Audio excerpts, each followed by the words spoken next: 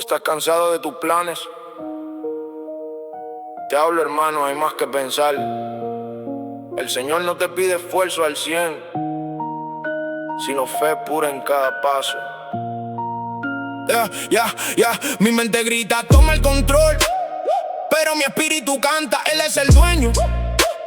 No cierres puertas, no tomes camino. Si Dios es tu guía, tu senda florece. Confía en Él de todo corazón.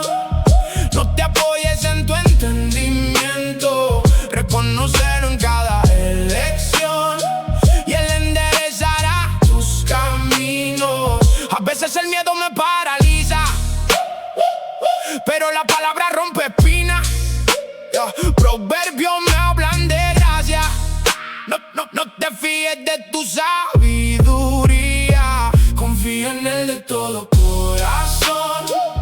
No te apoyes en tu entendimiento. Reconócelo en cada elección y Él enderezará tus caminos. Cuando todo se derrumba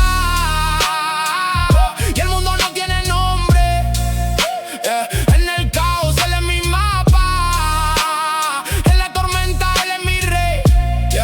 Así que deja tu carga y camina con Él. Sus promesas son